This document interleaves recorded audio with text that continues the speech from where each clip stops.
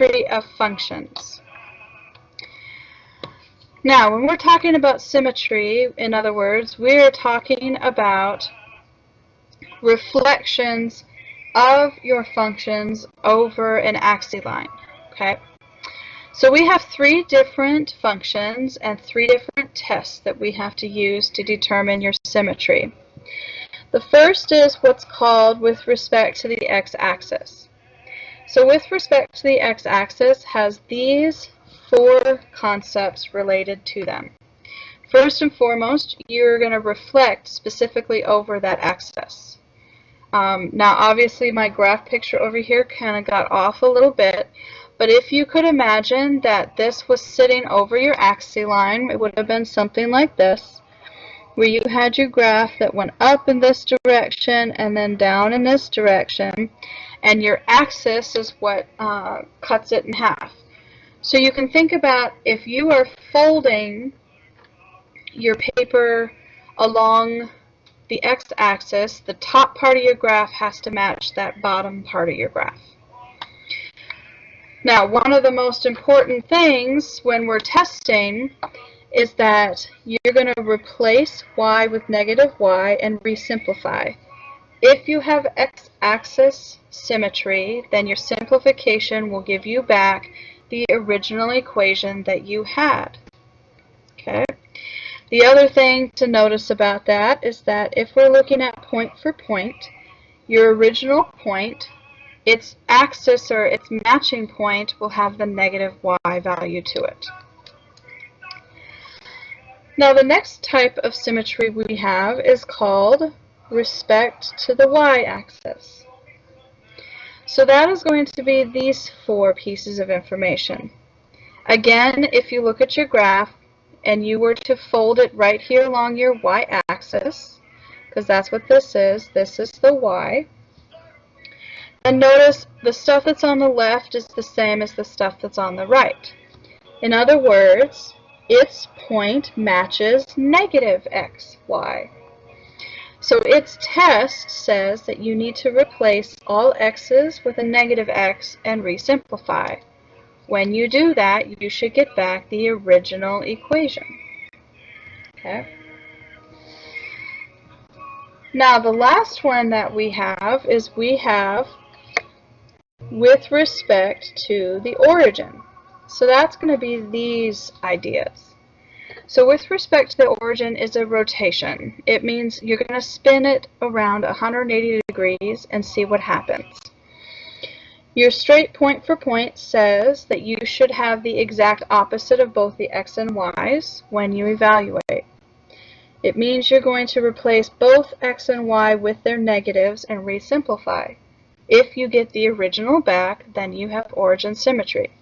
So when we're looking at this graph here, we would say take this corner and we would rotate it 180 degrees down, and you would look to see, does this corner then end up down here?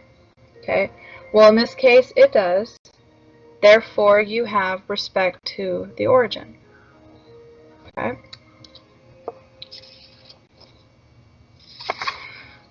Alright, so knowing that, let's look at a couple examples. So here we have a couple of graphs. So let's look at the left one first. Okay. So let's look at this one first. And let's look at what we know. Well, first of all, if I look at my x-axis, so this axis right here, and I fold it along the x-axis, is what's on the top matching directly to the bottom? Well, clearly you can see the answer there is no. Therefore, you do not have x-axis symmetry. Now, what if we look at this axis here, your y-axis? Y-axis says the stuff that's on the left should match up identically with the stuff that's on the right. So if we were to look at that, does that happen? Well, in this case, no, it doesn't. So now, what if I grabbed my point right here and I spin it 180 degrees? So spinning it 180 degrees, do I get back what I started with? And in this case, it does. So this one would be considered to have origin symmetry. Okay? Nothing more to it than that. So let's do another one. Okay, so this one's number 2. Again, let's look at x-axis symmetry. So if we draw along our x-axis, is what we have on the top matched directly to what we have on the bottom? Well, the answer there is yes. So we know for sure that we at least have x-axis symmetry. Now, we can't stop because you might have one of the other symmetries or all 3 as well. So we have to test them all. So if we look here now at my y-axis symmetry, again, the stuff that's on the left should match the right. And does that happen? Well, in this case, that answer is no.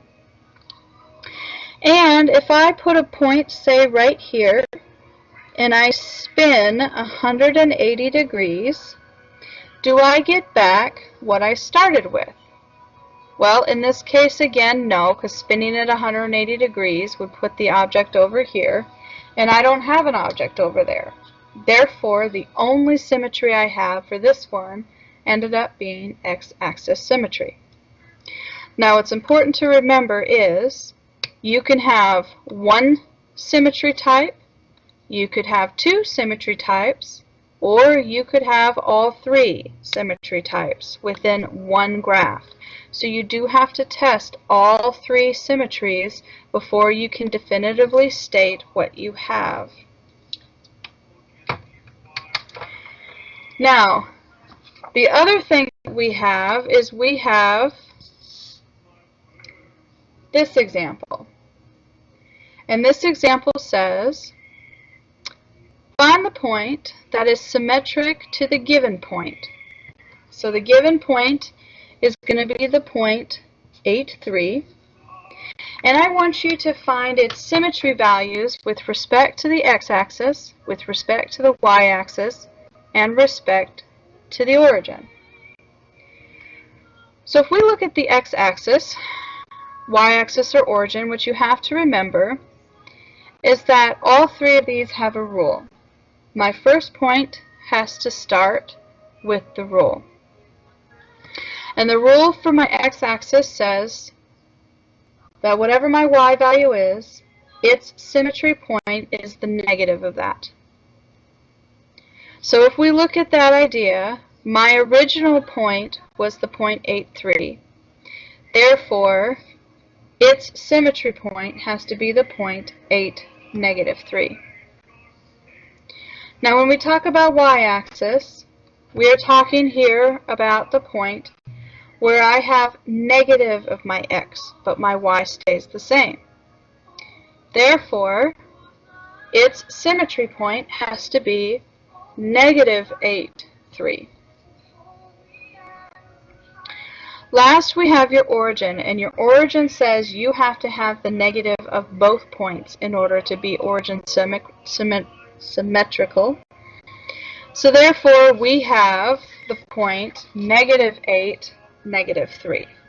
And that is all you would have to do, essentially, in order to show what your symmetry points is. I'm looking at this part right here, being able to show what the original point was and what its matching points came out to be. Okay.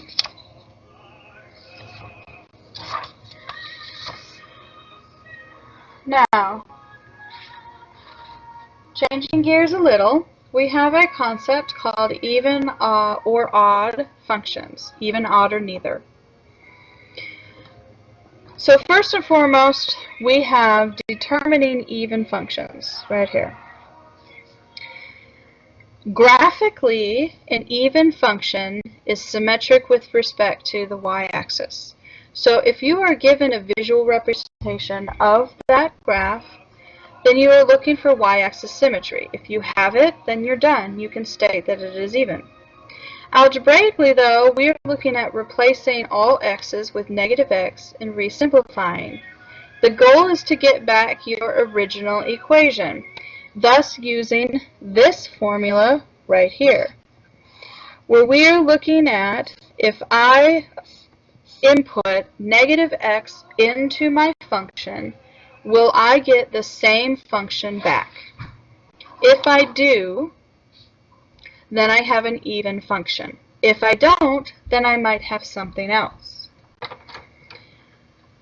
An odd function, so to determine odd functions, again, we can look at it graphically. So graphically says we are looking at with respect to the origin. So we are looking for rotation 180 degrees in order to see if you have an odd function. It also means that if you input the negative x into your function, then you should get the exact opposite spit out of that function. Okay? If that's what happens, then your function is odd. Okay? Now, we have 3 tests because you have 3 possibilities. You can either have even, odd, or neither. So if you look at it, your test is going to be inputting negative x into your function and seeing what happens. That's what we're testing. An even says that your result that you get back was the same. Odd says the result you get back is the exact opposite. Neither means something totally different occurred, and therefore you have neither even nor odd. So what you're going to have to do is you're going to have to be able to work problems where you determine not only the symmetry, but you also have to determine even, odd, or neither, as well as intervals over which they are increasing, decreasing, or constant. So everything we've talked about thus far. So let's work an example. So we have that you need to sketch the shape of the relation and then determine the following. Is it a function? Yes or no? If it is a function, is it even, odd, or neither? And then, does it have y-axis symmetry, x-axis symmetry, origin symmetry, or none?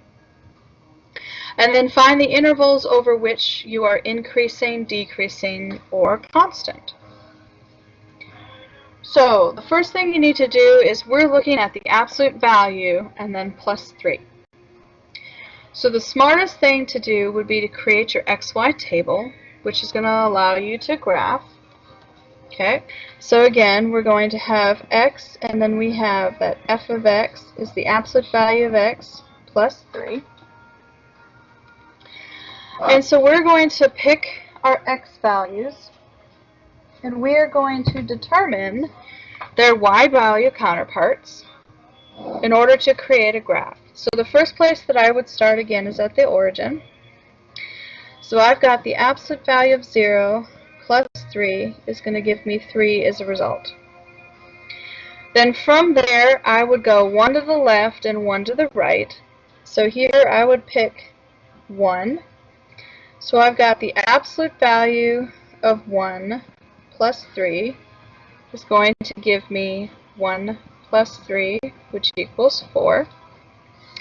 And then I would look at negative 1.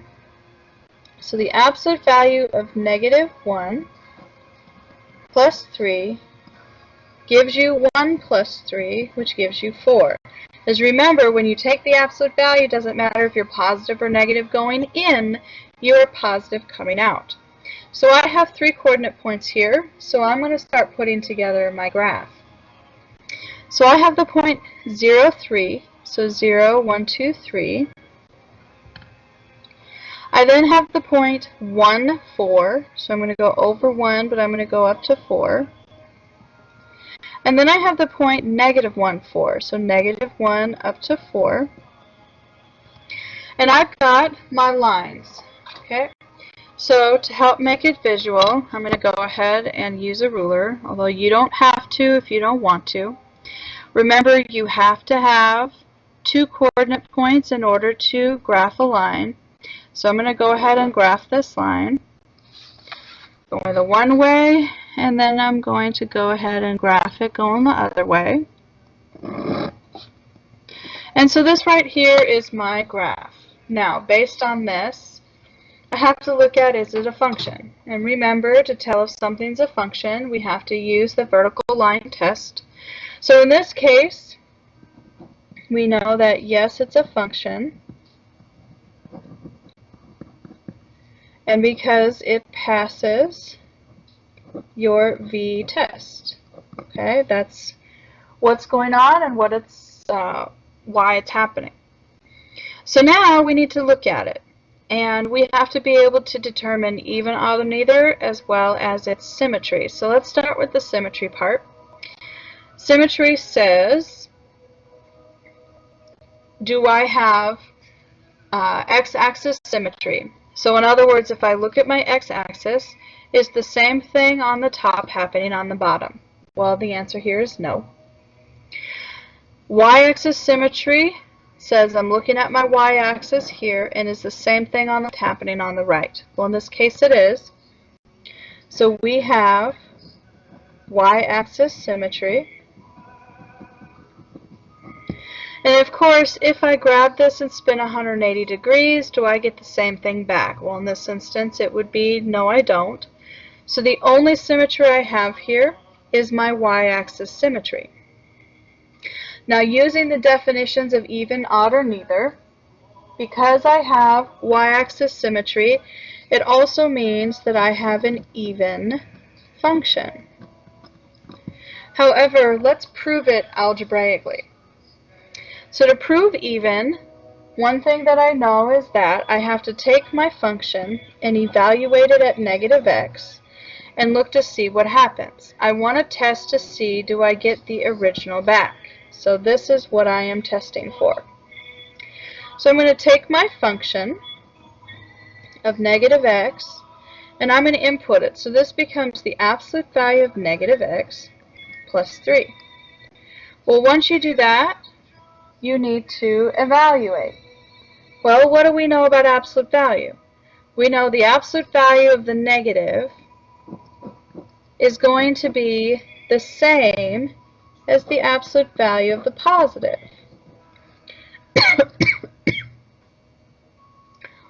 Therefore, in this instance, you do end up with the original back, thus proving that you are even. Okay? So that is one way to look at it algebraically versus looking at it through your symmetry. Now the last thing that we had to look at is your intervals of increase, decrease, or constant. So the first thing we need to note is when you're looking at this, do we have any constants? Well, remember, constant means horizontal line. And in this case, that answer is no. So when we're talking about constant here, we have none. Now, I want to know where we are increasing and where we are decreasing. Okay? So, we have to start over here on this leftmost side, and we are traveling in this direction. Okay? So when we do that, we're going to go ahead and put our pen down, and as we travel, put it on the top of your graph. And as you travel, what happens? Well, we are traveling in a downward motion. Because we're traveling in that downward motion, it means to start with, we are decreasing. The arrows out here mean that we are talking about x being negative infinity. And we are decreasing all the way until we get to our change in direction point. So here we're looking at x being 0.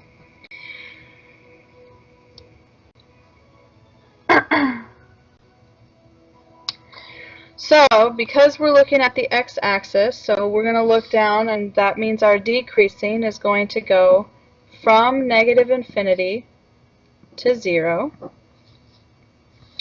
And now we need to look at what happens when we change directions. Well, when we change directions at this point, now we are drawing up and we are going away from us. This is now a positive or increasing motion. The arrow up here says that we're going to x being positive infinity, which means we are increasing from where we changed directions, 0, up through positive infinity. Okay? Now that answers everything that we needed, so I have analyzed this function completely and fully. Okay? Alright, so now let's look at another one. So we have x equals negative y squared. Okay? So x equals negative y squared. Well, the easiest thing to do, again, is going to be to create an x and then y table.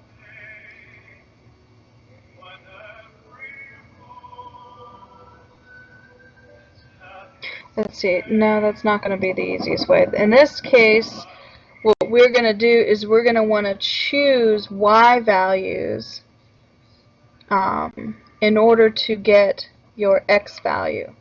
Okay, so we're going to create this table a little bit differently, and here we're going to choose y values to dictate the x. Okay, so sorry about that. Alright, so here the first thing I would do is I would start what happens if my y is 0. Well, we have to plug it in. So this is negative of 0 squared, which gives me a 0. Now I'm going to go ahead and look at what happens if y is 1. So I'm going to plug it in. This is negative of 1 squared. 1 squared is 1. Apply the negative and you get negative 1. Now let's look at negative 1. So this is negative of a negative 1 squared. Negative 1 squared is 1. Apply the negative and you've got negative 1. So let's start graphing what we have and see what's going on. So we have the point 0, 0. So we have this point here. And then we have the point that y is 1 and x is negative 1. So we have this point here.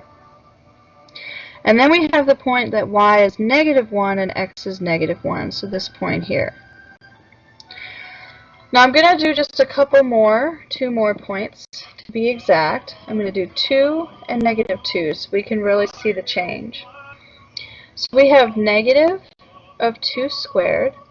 Well, 2 squared is 4. Apply the negative, gives you a negative 4. And then negative of a negative 2 squared. Again, negative 2 squared is positive 4. Apply the negative, you get a negative 4. So here, when y was 2, x is negative 4. 1, 2, 3, 4.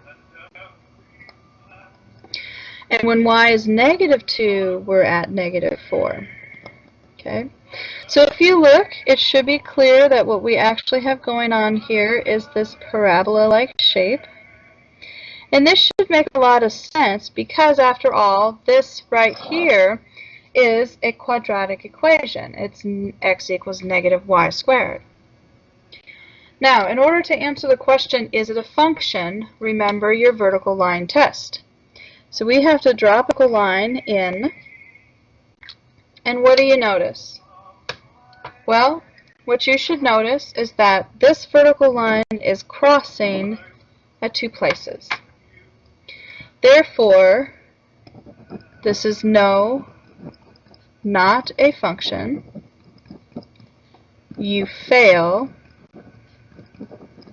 the v-test. Okay. Now, because this fails, it means I don't have to do all those other steps. I don't have to find the symmetry. I don't have to find even, odd, or neither. I don't need to state intervals of increase, decrease, constant, because I'm not a function. I'm just simply a graph. Okay. Now, the last one I wanted to work through is a cube. Okay. So this is going to be h of x equals 2x cubed. So again, one place that I would start is I would start now with your table. So here we can do x, and then f of x equals 2x cubed. So again, I'd start with 0. So this becomes 2 times a 0 cubed, which is 0. And then I'd make life a little easy. I would choose 1 and negative 1. So I'm going to have 2 times a 1 cubed. Well, 1 cubed is 1 times 2 gives me 2. Now I have 2 times negative 1 cubed. So negative 1 cubed is negative 1 times 2 gives me a negative 2. Now, just to make sure we're following along, I'm going to then also use 2 and negative 2, and that should give me enough points to clearly see what's going on with my graph.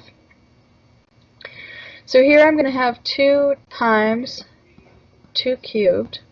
Well, 2 cubed is 8 times 2 is 16. And then I'm going to have 2 times a negative 2 cubed.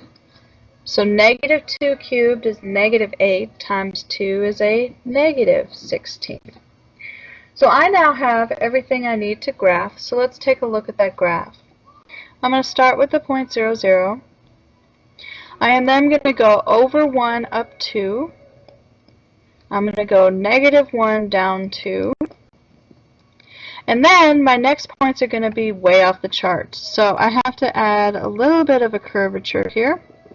And we're going to go straight up, and then I'm going to curve it a little bit down in the bottom, and we're going to go straight down. So remember, your cube graph kind of looks like a cubic that's been twisted in the middle. So now let's start in. First and foremost, is this a function? Well, if I drop a horizontal line anywhere in my graph, I only touch it one place. Therefore, yes, this is a function, okay, because it passes the v-test. Therefore, because it's a function, I need to fill out the rest of it, which means I need to know even, odd, or neither. I need to know my symmetry, and I need to know increase, decrease. Okay. So first and foremost, let's do the easy one. Let's look at symmetry. If I were to fold this graph here along the x-axis, is the same thing that I have on top matching identically to the bottom? Well, the answer there is no. If I were to fold it along this y-axis, is the same thing that I have on the right matching to what I have on the left? Well, again, the answer there is no. Now, what if I grab a hold and I spin this 180 degrees? Do I get back what I started with? Well, that answer is yes. So this has origin symmetry. Okay. Now, based on origin symmetry, we can apply our definition of even, odd, or neither. And what you will notice is that this is actually an odd function.